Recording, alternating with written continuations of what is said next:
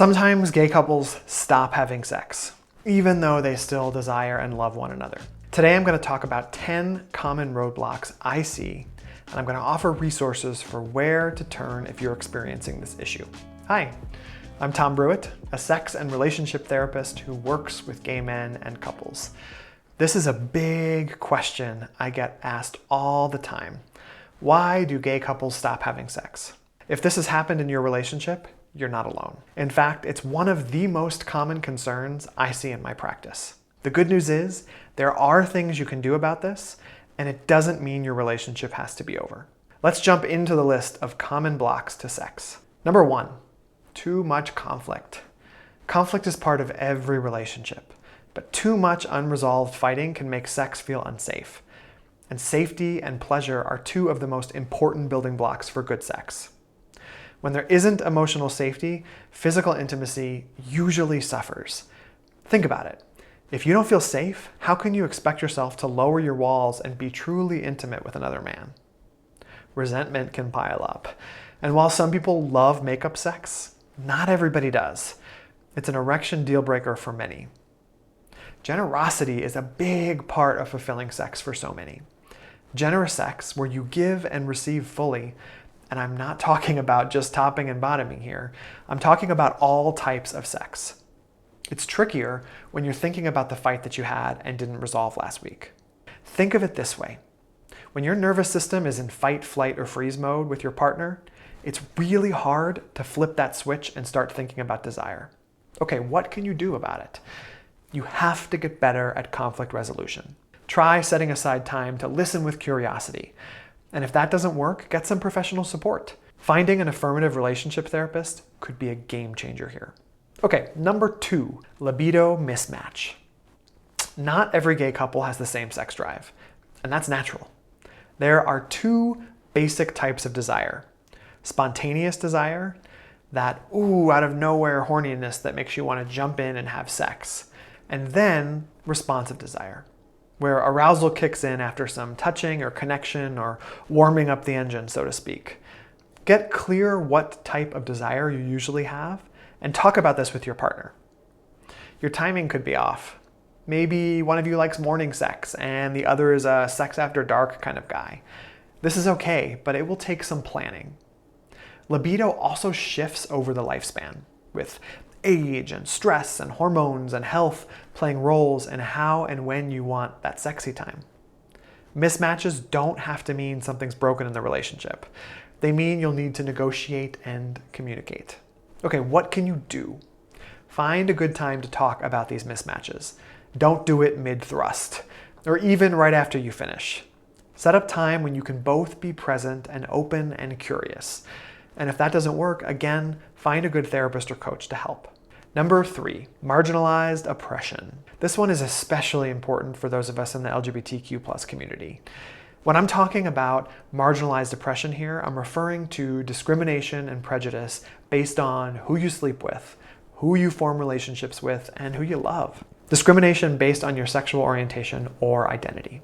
Discrimination, prejudice, or even unsupportive families can weigh heavily on intimacy.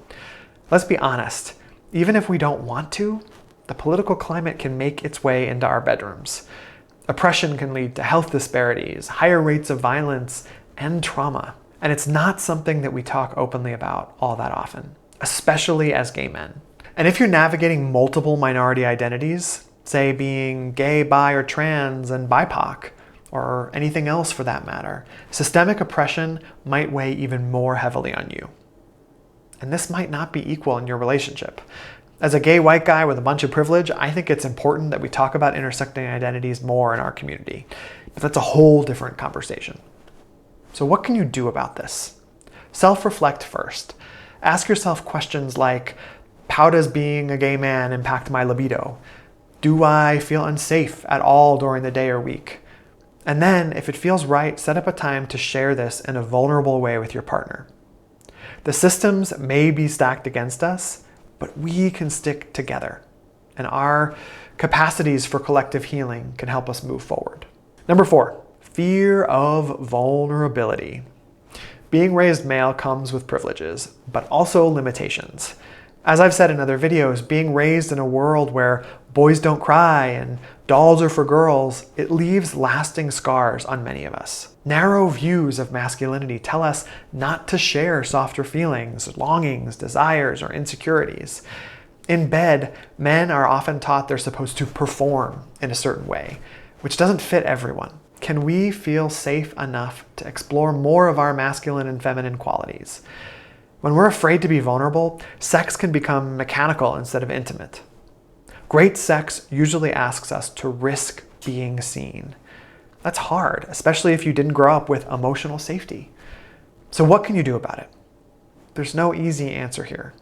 Self-reflect, get curious about how masculinity positively and negatively impacts your sex life, and then take the risk to share some of that with a partner, somebody who feels safe. Explore this with somebody else. Okay, number 5, erectile disappointments. Let's normalize this. Our bodies don't always do what we want them to do. Our dicks are no different. Erections sometimes let us down in hookups and also in deeper, more vulnerable connected relationships. Understanding your sexual history and relationships on a more intimate level will hopefully offer some breadcrumbs to follow here towards a more lasting solution. Once ED happens, anxiety can set in, creating a cycle where performance worry makes it even harder to stay aroused, pun intended. And often in gay male relationships, that pressure doubles because now you've got 2 erections in the mix. Breaking this cycle takes compassion, humor, and communication. So what can you do about it? First, make sure the erectile disappointment is not a physical issue. Check in with your doctor to make sure your heart and circulation are working well. They can also go over potential medications that can interact with erections. If all's good on the physical side, find a sex therapist to chat with about this concern. There are lots of things you can do to work on this. Number 6, sex pain. Contrary to some stereotypes, pain isn't always sexy. For many men, it's a big roadblock. Anal fissures, hemorrhoids, or just anatomy mismatches can make bottoming painful. Some STIs like HPV or other conditions like Peyronie's disease or eczema can cause discomfort too. And when sex hurts, avoidance becomes a natural response. What can you do about this? Open communication about pain and exploring other ways of being intimate are key. You never have to have sex when it's painful. Again, unless you enjoy that. It can be embarrassing to some men to talk with their doctor about these concerns, but to me, that's just a sign you need a new doctor. Don't give up. Pleasure is your right. Number 7, substance use. Substances can sometimes enhance sex, but they can also complicate things. We know substance use is higher than average in our community. Let's get away from labeling that as good or bad and just get honest on what's working or not working for you. Too much alcohol can cause erectile disappointments. Drugs may lead to sex you don't actually want, or sex that is painful or physically damaging, which can leave long-term scars physically and emotionally. Even something simple like an upset stomach from smoking pot and binging on Oreos can make sex less fun. I am not here to judge your substance use. It's about getting honest about when and what kind of substances are really working for you. Sober sex can be fun too. What can you do about it? Get honest and clear with yourself and your partners about how much substances are enhancing or getting in the way of your sexual pleasure. If you're worried about your substance use, seek out professional support. Number 8, too many solo orgasms. Just like with substance use, I don't find it's usually helpful to ask yourself if masturbation or porn is good or bad. It's much more productive to get clear on what's working or not working in your life currently.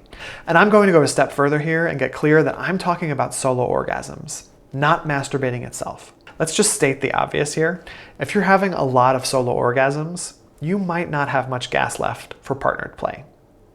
You can also get really good at pleasuring yourself, which can make others' touch or body anatomy not work as well for you. So what can you do about it? Experiment with cutting down your rate of solo orgasms. Notice how that impacts your partnered play. And if you feel safe enough, share this experiment with a partner.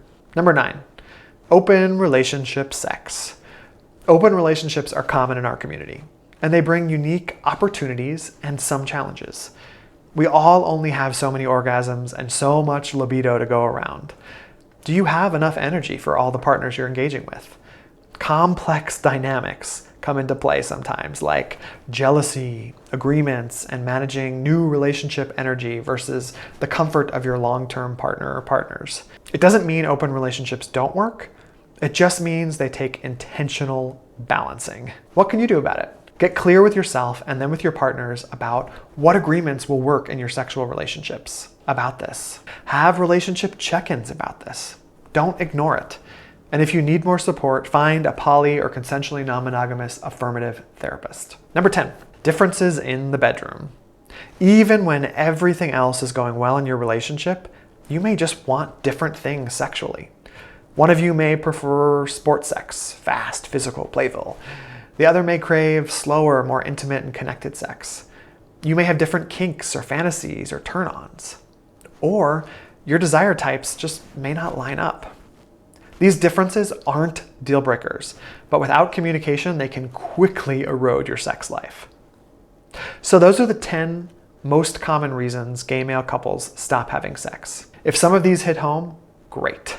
You've got more to think about and talk about. This doesn't have to be doom and gloom. Sex slowing down in long-term relationships is very common, and it doesn't have to mean that the end is near. I'll be sharing more videos with tips on how to address some of the issues we talked about today. Be sure to like, subscribe, and follow for more videos like this.